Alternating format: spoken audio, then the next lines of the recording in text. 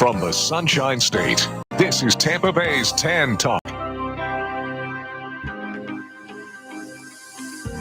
It's time for FLALAW, brought to you by the personal injury attorneys of Perenich, Caulfield, Avril Noyes. This hour will be informative, along with taking your questions and comments. Now, here are your hosts for today's show. That's right. This is FLALAW live on the radio. Thank you for joining us. As you know, we are here every Tuesday at 5 o'clock, getting ready to bring you your live legal call-in talk show. Hopefully you guys are all faithful listeners. But if not, if this is your first time tuning in, please share, let people know that FLALAW is live on the radio. Again, this is a live legal call-in talk show. It's your opportunity to call in for the next hour until 6 o'clock to have your legal questions answered live over the air. As our intro mentioned, we are the personal injury attorneys at Perenich, Caulfield, Avril Noyes, and the firm has been around since 1955. We are celebrating our 70th anniversary this year, and we host this show weekly and as an opportunity to give back to our community and allow folks to be able to ask their legal questions on the air and get answers to those questions, and also just to learn and be more informed about various legal matters that could impact you, your family members, or your friends, which is why I encourage you to share with folks, let them know, turn on your radio. Obviously, we are live right now in the WTAN studios, 106.1 FM, and also AM 1340. Also, let folks know that they can also stream the show live right now. We're on Facebook and YouTube. That allows you to continue to listen throughout the day, even if you step away from your radio. And it also allows you to be able to ask questions, comment, or chime into the conversation tonight through the comment section. So if you're on Facebook or YouTube, just search the firm name, Perenich, Caulfield, Avril Noyes Injury Lawyers. You should see a red circle around the logo or profile picture. Click on that, and that'll take you to the studio broadcast, and you'll see myself in the studio getting ready to get the show rolling. So hopefully you can find that and ask your questions in the comment section. And we also have this show on podcast platforms. So if you don't get to listen to the whole show tonight, maybe you come in late, or you have to drop off a little early, but you wanted to continue to watch the show, have no fear.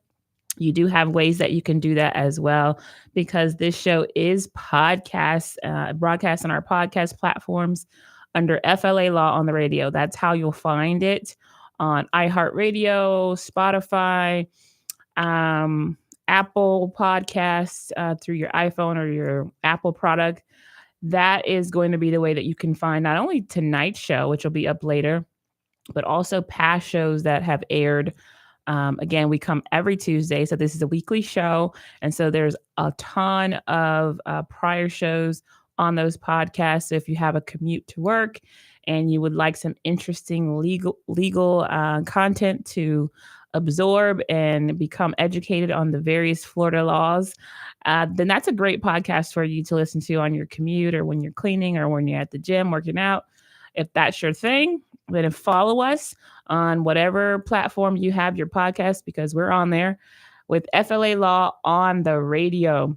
So for those of you who don't know, my name is Jacqlyn Bryant. I'm one of the personal injury attorneys and partners at the law firm of Perenich, Caulfield, Avril Noyes. And tonight you've got me to be able to get a deep dive into some personal injury talk tonight.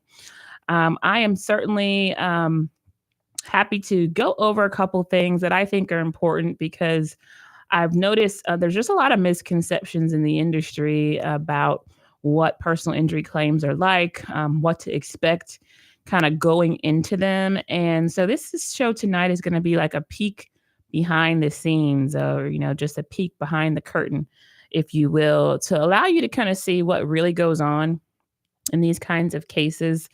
And the reason why I think it's necessary, because, you could just drive down any road, just about US 19, 275, everywhere you go, you're going to see a billboard. You turn on the radio, you're going to hear a commercial. You flip on the TV, you're going to see a TV ad, and they're all personal injury lawyers. And it's like, I don't know what's what or who's who. They all kind of sound the same.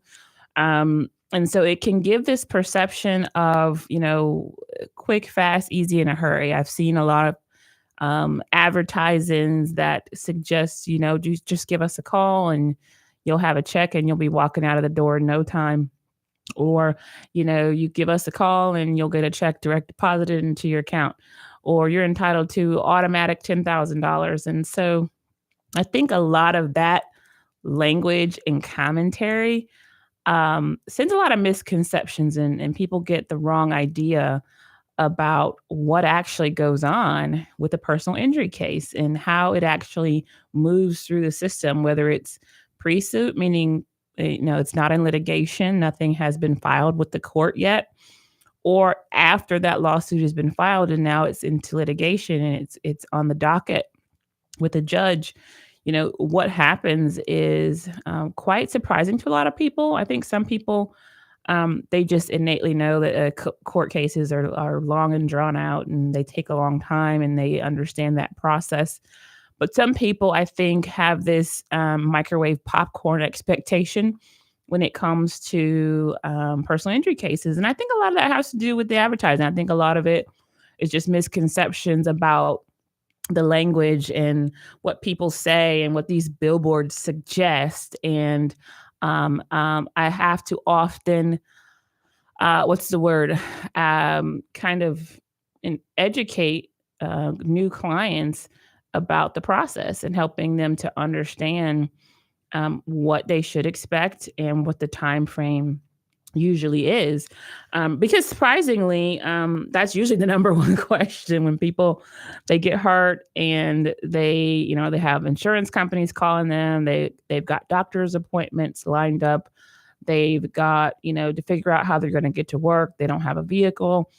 The things and issues are just piling up. And the number one thing, they're like, oh my gosh, how long is this going to take before, things are back to normal? And so that is not a uncommon question. And it's not surprising that people want to know that, because they just want to get their lives back, right? No one wants to have to go to doctor's appointments 3 times a week or more, or, having to miss work because they're in pain and it's impacting their income, or having to rely on family members, friends, rental cars, Ubers, just to be able to get around, especially when you have children and you have to pick up your kids. And there's so much that goes into the disruption of life. And so I'm never really all that surprised when people are like, how long is this going to take? And so that's usually the biggest and first question that people tend to want to ask. And so before I jump into what I want to focus on, because mostly what I'm going to talk to you guys about today is after the lawsuit is filed or when it's in litigation, because I think that's where people tend to not really know what to expect. But even before that, there is a process that's called pre-suit, meaning if you are hurt or you become injured in some sort of an injury-related claim, everything does not automatically go straight to court. So typically, the lawyers that are handling the personal injury file are not immediately filing a complaint or a lawsuit in the court system. Not to say that doesn't happen, because it does happen. However, that's usually not the first step. And so what typically happens is an investigative period and a medical treatment and recovery phase. So what we typically call that is the treatment phase, where the injured person is trying to reach what's called maximum medical improvement. And so during that treatment and recovery phase, the attorneys, are investigating, building, the evidence that might be needed, determining liability, causation, looking for whatever things they might need to piece together the facts of the case, while the injured party or the plaintiff is treating, and they're seeing the doctors and they're getting the testing, and they're, following up with specialty referrals and physical therapy, surgeries and things like that. And so that full course typically needs to play out before a lawsuit is filed. And the reason being is because You want to have a good sense of what the damages are, and you want to have a good sense of what future medical, what future wage loss, what future pain and suffering is there. And what a lot of people don't realize is that you have to actually have a permanent injury in the state of Florida before you're even entitled to those, intangible or non-economic damages, like the things that mean so much, which are, pain and suffering and mental anguish and loss of enjoyment of life, those sorts of things. And so how do you prove a permanent injury? Typically, that's by treating for an extended period of time so that you can actually establish that, hey, my pain hasn't gone away, and I got hurt on X date, but here we are 6-7 months later, and the pain's still there, and I'm still having to go to the doctor, and I'm still having to go to therapy, I'm still having to get injections, I'm still taking medications. That is one way to prove permanency.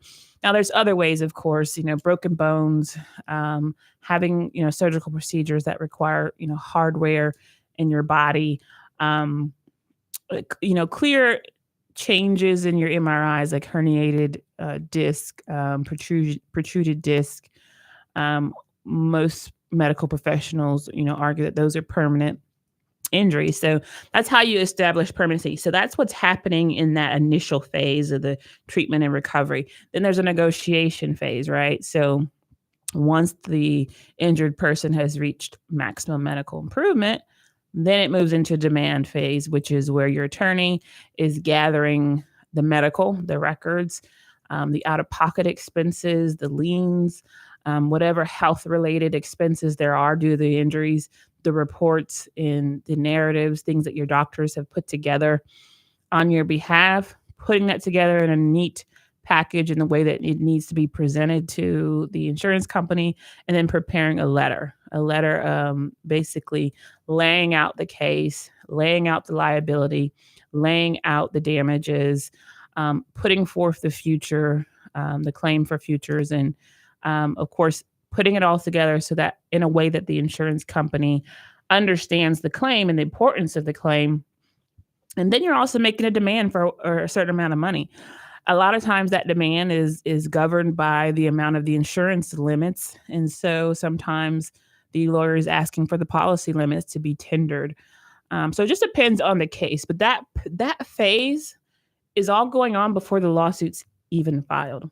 So a lot of times, and I'm not saying in all cases, in all instances. So there might be people listening that say, well, that didn't happen to me. My lawyer filed the lawsuit on, a week 2, or there was really no treatment phase. I got my case settled in 1 month.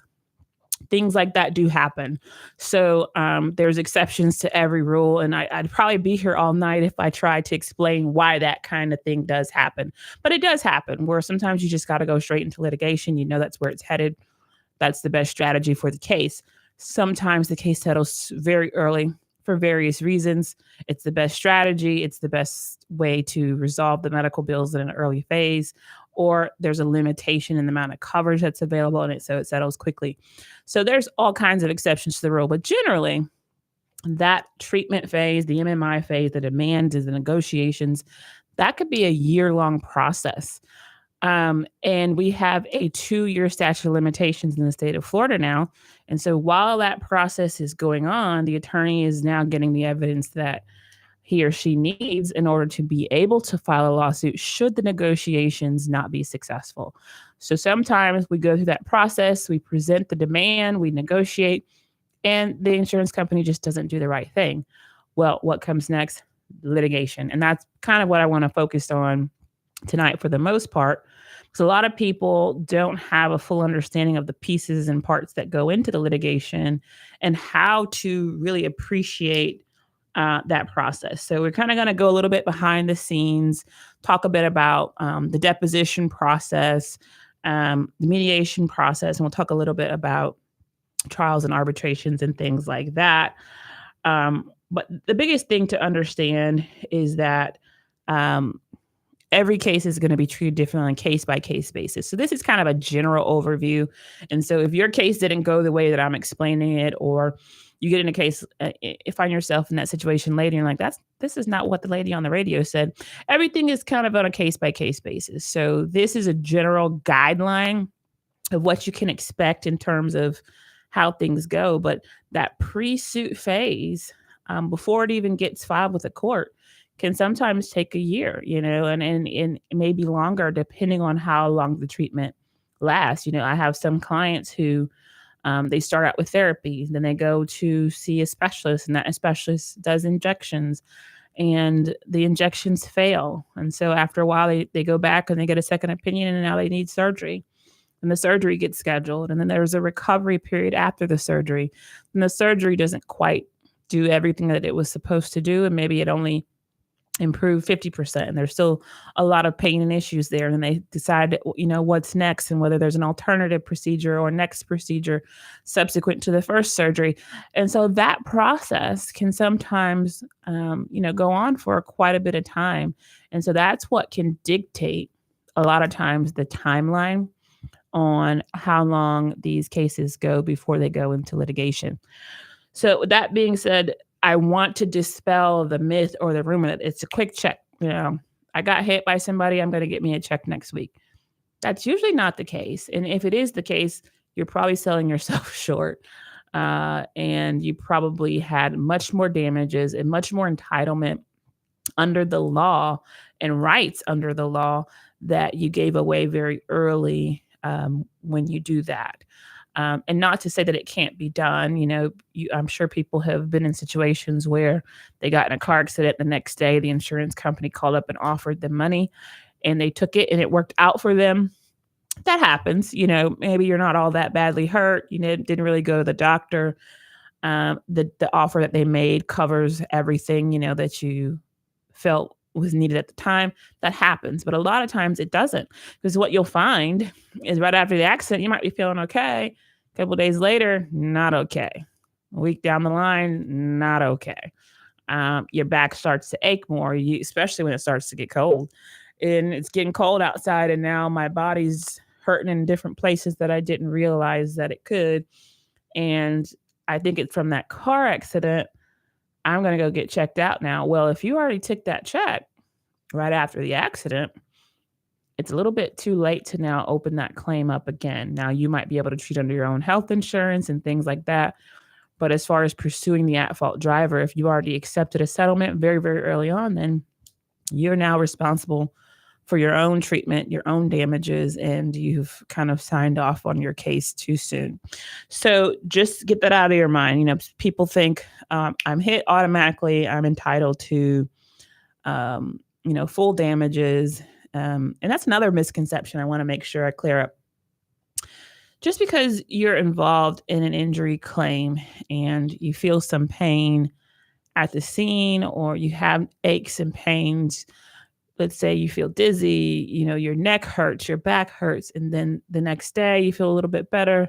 You kind of manage it at home. You ice packs, over-the-counter medicine. You do some stretches and things like that, and you're managing it. But day by day, the pain is still there, but you're just taking care of yourself. You don't go to the doctor. You don't go to the urgent care. You don't get checked out at all, but you have pain. You were injured, but you never see anybody about those injuries. That is the the simplest way to kind of kill your claim and kind of, unfortunately, take away a lot of the rights that you might have after a car accident because you failed to go and mitigate your damages, to get the treatment that you needed, to document the actual injury that you have. Because a lot of people, they have the pain, but they don't go treat. And, there's one personal injury attorney that I remember talking to early on in my career that said, no treatment, no case. If you don't go to the doctor and you don't treat, your car could have been a total loss. Or you've just it was mashed and mangled and your back is in a lot of pain, or you're dealing with ongoing residual effects, but you never once went to treat, you never once saw a doctor, then you've really kind of given away those rights. Not only will you lose your PIP benefits, which you have 14 days to use those benefits in order to be entitled to that $10,000 in medical care and wage loss benefit. Beyond that, it's going to be hard to prove any kind of injury claim without any records or treatment, without any evidence of seeing a doctor, without any documented injury aside from your own statements. Because what you're saying a lot of times can be subjective and there's no objective medical evidence to back it up or support it. And there's a lot of folks that I unfortunately have to turn away when it's like, hey, I got in this car accident. My car was beat up. I'm in a lot of pain. But it happened a couple months ago and I haven't been to a doctor. Yeah, you've already kind of taken steps that have hurt you, because it's going to be hard to go back and argue injury and causation when you've let this much time pass. And the insurance company is going to say, hey, it's been 4 or 5, 6 months. You never saw a doctor. You didn't go to the hospital. You didn't go to urgent care. Something else must have happened in that 6-month time frame that made it that now, 6 months later, you're just now going to the doctor. You must have had some other injury or some other problem, or it's causally related to something else, but it can't be this car accident, because if it was, you would have treated many, many months ago.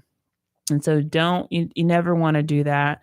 You always want to protect yourself and get the treatment that you need. Now, with that being said, let's get into the conversation for tonight, which is litigation. Depositions is probably one of the most important conversations you'll ever have about your case. And the reason why I call it a conversation, because that's essentially what it is. A deposition is when you come in, the lawsuit has been filed, each side has been served with discovery, which is basically written discovery that your attorneys have filled out, and with your assistance, obviously, answering questions that are called interrogatories. That whole written exchange back and forth of discovery that we serve them, they serve us, they get to ask questions, we get to ask questions. That's all done in writing. Those are written discovery requests. That's requests to produce interrogatories. Then comes the big main event, which is the deposition. And I'd argue it's one of the most important pretrial events that happens in litigation, because it's really the one and only opportunity the other side or opposing counsel will get to talk to you and ask you questions about your case. And aside from that, they won't really get to talk to you again until they see you in a courtroom. Now, with that being said, maybe they'll take another updated deposition at some point before the trial, but usually they talk to you one time, and that's at your deposition. And so, there's some legal minds that say, well, at a trial, the most important part of a trial is picking a jury, or the most important part of a trial is opening statements. Well, pre-trial, in my opinion, one of the most important parts of the litigation is your deposition testimony. And it's always important to really get ready for that in the proper way and prep with your lawyer for the deposition, because that is so crucial to the outcome of your case, because they're really locking in your testimony. Previously, before that, no one really had you under oath. So, there might have been some recorded statements, potentially. There could have been written testimony about what happened. Your lawyer may have crafted a version of events factually in the demand letter, but no one has taken your sworn testimony under oath. So this would be the first time that happens. And so what is a deposition? It's basically a question and answer session. It's a conversation where the defense lawyer or opposing attorney gets to sit down with you, and they spend a couple hours usually asking you questions, and they are evaluating you. They're looking at your credibility. They're trying to see if they can get admissions from you out of your testimony that they can use against you later. A lot of times when they set your deposition, they've already done their digging. They've already, gotten your medical records. They've already poked into your past. They've already gathered your priors, meaning your prior medical records. They've subpoenaed your doctors from your past. They've subpoenaed records from your past insurance claims. Yes, they do all of that.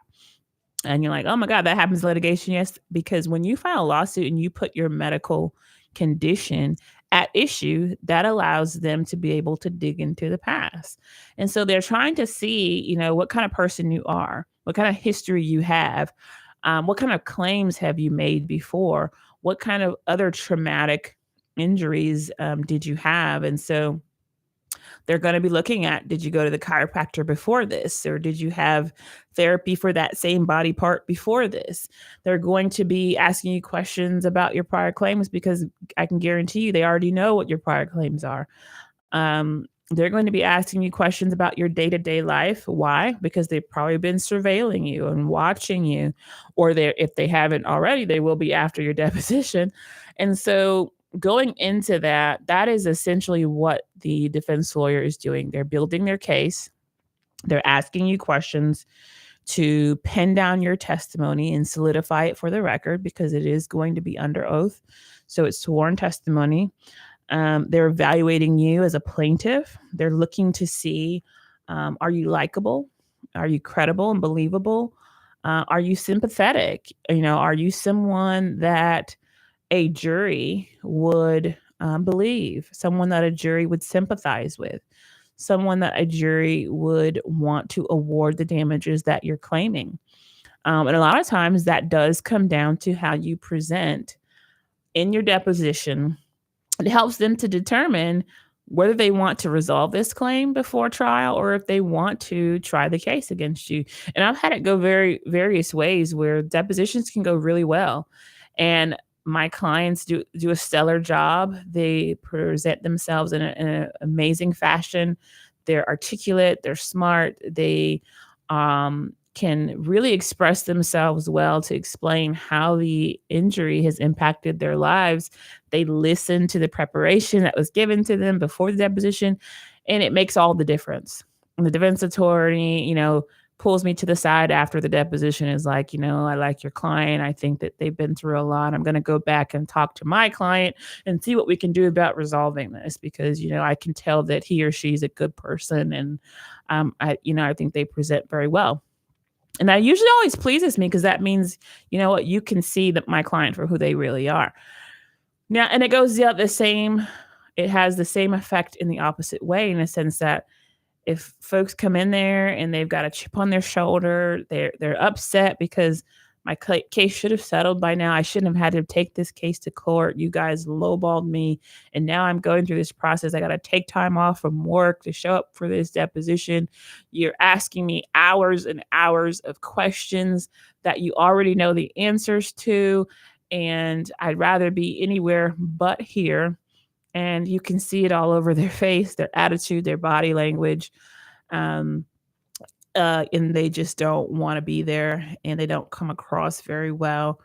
It can have the same effect in the negative, in the sense that defense lawyer walks out of the room thinking, this is a case that I want to try. I want to put them in front of a jury. I want a jury to see the way they just acted and responded to me and my questions, because if a jury sees that, then they're not likely to award the kind of damages that they're asking for.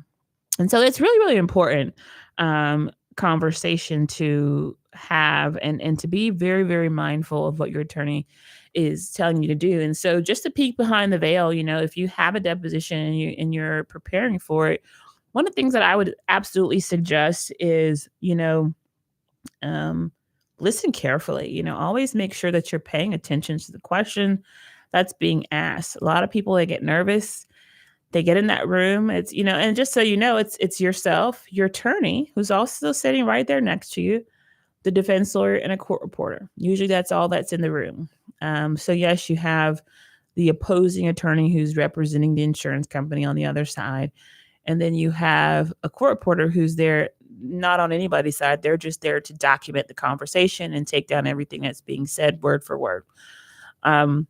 And so you do have someone, advocating for you sitting right next to you, but people get very, very nervous. They start going on and just really talking too much.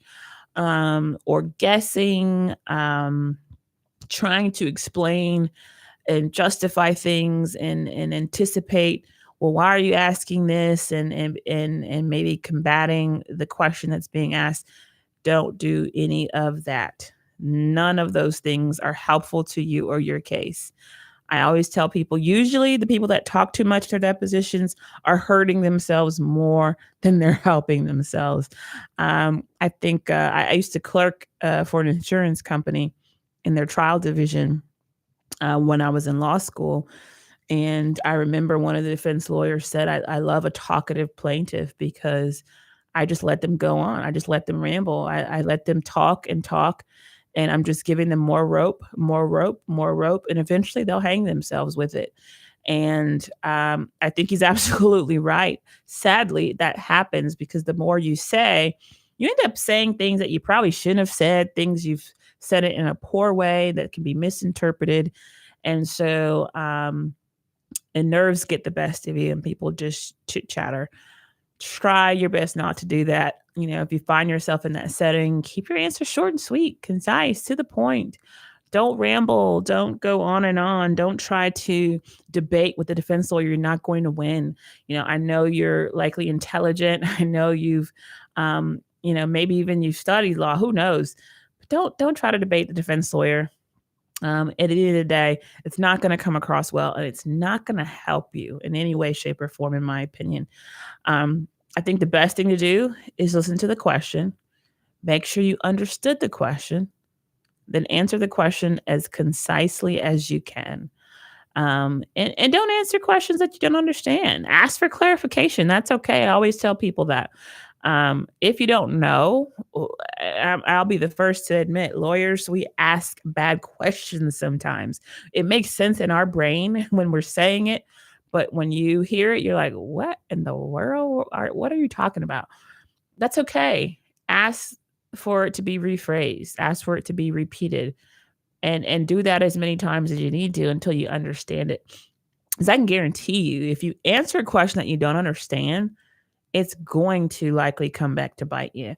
So try your best to never do the guessing game or trying to I think I understand what that is. And I've had so many clients who have misunderstood what a word meant, misunderstood how a question was phrased. And I knew that they were misunderstanding the question. So I had to later go back at the end when it was my turn to do the cross-examination to go back and fix that misunderstanding. Because I can't interrupt during direct if I know my client is misspeaking or testifying incorrectly or just completely misunderstanding. I can make certain objections to the form of the question on the record, but I can't, interject and answer the question for my client or correct my client and tell them, oh, no, you didn't understand that right. You need to rephrase it. I can't do that. That's coaching and you can't do that during a deposition. So what the lawyer has to do is wait until the defense lawyer has asked all their questions and then at the end, go back and correct the mistakes. So I always tell my clients a lot of times, if you hear me asking questions at the end of the deposition, it's because I'm trying to fix something that went wrong. Usually I don't ask many questions, if at all, at the end of the deposition, because I don't necessarily think that's the best setting to do that. However, if there's been a glaring error or a mistake that has come out because my client just didn't understand, or clearly there was a poor question that was asked by the defense lawyer and it kind of twisted the conversation, or the testimony was misstated. Because a lot of times the defense lawyer will go off on this line of questioning that really never even came up, or it was a misstatement of the facts that were said. And so they're mischaracterizing the testimony, but they'll go off on that whole tangent of questions. And it's like that, they didn't even say that. And so I'm making those objections. And then at the end, I have to kind of go back and fix it because wouldn't you know, defense lawyers will then take that whole misinterpretation and mischaracterization of the testimony, and then they'll cherry pick that and they'll pull it out of the transcript later on and try to use it later in a motion or at mediation, or try to use that as some sort of admission regarding the facts when it was really completely misinterpreted and a misuse of what the client was actually trying to say. So there are opportunities that your attorney can come back at the end and try to help you, but typically speaking, it's all you. You're the one that has to give your responses. The lawyer is not going to be there speaking for you. They're not asking the lawyer's testimony. They're asking for your testimony. So the best advice I can give you is, keep it short and sweet. The truth never changes. Always be honest in regards to your responses, and be honest with your attorney. Tell your lawyer the truth before your deposition. Because I can guarantee you, if you've got a good lawyer, they're going to be asking you a lot of the questions that are going to come up in your deposition anyway. And that's a good preparation. If you're preparing with your attorney, then your attorney's a lot of times going to sit down with you and ask you a lot of the hard questions before you even get into the room with the defense lawyer. That way your lawyer already knows what your answer is going to be before you get in that room. No lawyer likes to be surprised at the deposition, hearing things for the first time under oath. And that is a situation where, oh, I didn't know that was the case, or I had never heard that before. Don't put your lawyer in that position if you can avoid it. Tell your lawyer everything they need to know up front, good, bad, or ugly. I always say that it's easier to play offense than defense. You don't want to be defending. Make sure your attorney knows, because a lot of times what you might think your attorney, has an issue with, or you'd rather conceal that issue, or maybe not bring it up because you think if you don't bring it up, it won't come up. That's not true. That's not a good way to think about it, because a lot of times it will come up. It will be found. It will be uncovered. And what will happen is, depending on how you testified, it may look as though you weren't being honest or candid about that. So the best thing you can do, if there's something that you know that's out there, even if it was a long time ago, prior car accident, prior treatment, prior disability ratings, prior whatever, if you know that it directly pertains to some of the issues in this case, and you think it could come up, or you think it could be relevant, even if you're not sure if it's relevant, tell your attorney beforehand. That way, your attorney knows how to address it. Your attorney knows how to deal with those facts before you sit down and get sworn in under oath for your deposition. So the best advice I can give you is to be honest, tell the truth, and share everything with your attorney beforehand, because your credibility is certainly being evaluated at that testimony. And if you misspeak or you forget, that's okay. But just make sure you're saying that on the record. You can fix testimony on the record. You can go back and correct something that you think you said wrong on the record. You can change your answers as long as you're still on the record, and you can do it afterwards, but I'll get to that in a minute. But those are the kinds of things that you should expect when it comes to a deposition. I mean, it's not about arguing with the other side. It's not about trying to sell your case. Let your lawyer do that part of the job. You're not there to try to sell yourself or defend yourself or fight with the other side. That's your lawyer's job. All you're there to do is to be honest, listen to the questions, listen carefully, answer them concisely as you can, and don't be combative. Have a pretty not stoic, but just a calm demeanor, so that you're not huffing and puffing and showing your agitation, which, trust me, I know it can be agitating to sit through a deposition for several hours, and you're answering kind of these menial questions like, what does this even have to do with anything? Why are they asking me this? I get it. I understand the frustration 100%, but don't let it show. I tell people all the time, keep the poker face. That's going to benefit you the most when you're going through a deposition, is to not let those emotions show. Be kind, be your normal, polite self. Even if you hate the defense lawyer's guts, or you can't stand the insurance company because of how they treated you, don't let it show, because again, you're being evaluated during that process. And so you want to make sure you're putting your best foot forward during the deposition. And so to go back to what I said before, it's always best to make changes and corrections on the record while everybody's still there, while the court reporter is still typing, because it gets put into the transcript, and then it also gives the defense lawyer and everybody an opportunity to address it and maybe ask any follow-up questions. So I always tell people it's okay if you said, you know what, an hour ago you asked me whether or not it was my right shoulder that was giving me pain, and I think I said left, but I should have said right.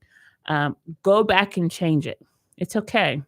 As long as we're all still there and everybody's still on the record, fix your answers if you notice mistakes.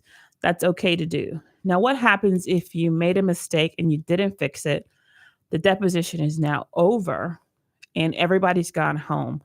There is still a mechanism within the Civil Rules of Procedure that does allow you to change it. And it's an errata sheet, which is basically this document that is attached to the transcript later after you've had an opportunity to read your deposition. I always have my clients read their deposition transcript. With that being said, it'll be typed up into a booklet format. Nowadays, it's usually an electronic PDF, and you get to read the entire testimony that you gave. And it'll be line numbers, there'll be page numbers, and you can actually go through and look for those kinds of things. Did I make a mistake? Did I misstate something? Or did I misunderstand the question? And now I realize that when I went back and read it, that I didn't answer that correctly. You do have an opportunity to make those changes. So it's not as common, but a lot of times those things can be fixed, and it can be corrected on that errata sheet. So basically you would take the page number and the line number where you see the error or the mistake, and you write out what the answer should be, and then you indicate the page and line number of where it's located. And so that's how you would essentially fix any errors that were made when you were giving that sworn testimony. Now, what's the downside to that? That can sometimes, depending on the changes that you made, open the door for you having to be redeposed, meaning you have to come back and potentially answer questions regarding that particular issue that you changed. So it doesn't mean they get to come back and ask you all the questions over again, and they get a second shot at everything that they forgot to ask you, and they can come back and ask more questions. It would be limited to the change that was made, any questions that flow from that. But it could open that door. So that's why it's always important to make sure that you are very meticulous about trying to be accurate with your responses. And then if you don't know, you don't know. I don't know. I don't recall. I'm not sure. I can't remember. All perfectly fine answers when you're in a deposition. Perfectly fine things to say in a deposition. It's usually better to say, I don't remember, than to say you do remember, you give an answer, you guess, and you gave the wrong information. That can hurt you more with guessing than just saying, I don't recall. I don't recall is perfectly fine to say. And so that is kind of depositions in a nutshell. Very, very important part of the pretrial process. Depositions can be used against you in various ways, motions for summary judgment and different things like that. And so that's why I think it's a very, very important part of the litigation that a lot of people don't quite understand. And so in our last few minutes here, I'm going to go over mediation. It is also another necessary step in the litigation process, assuming the case doesn't resolve before then, because it can. A lot of people don't necessarily realize that just because you file a lawsuit doesn't mean you have to go through all the things, right? You can see it happen in various ways. As soon as the lawsuit's filed, the defense lawyer can pick up the phone and negotiate, and a settlement can be reached before you even do any discovery.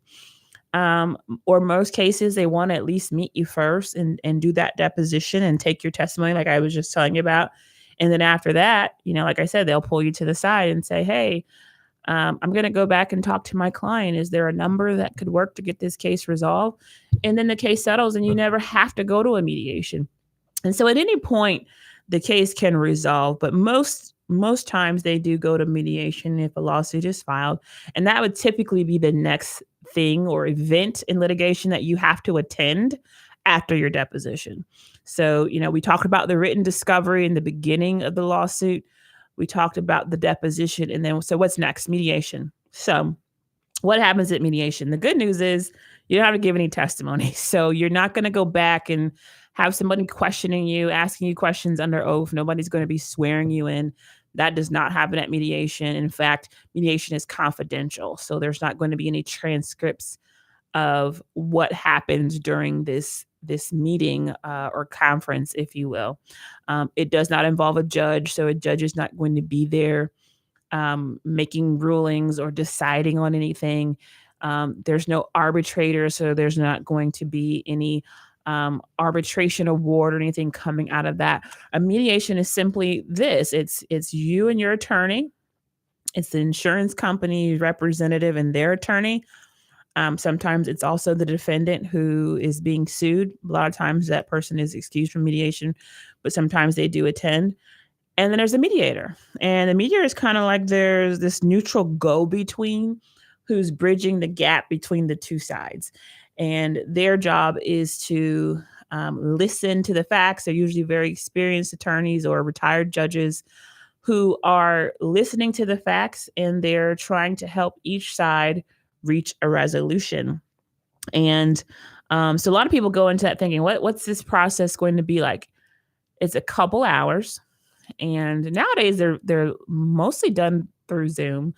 I love depositions through Zoom, but I'm actually more a fan of in-person mediations. I prefer in-person mediations, but since COVID, they're mostly through Zoom. And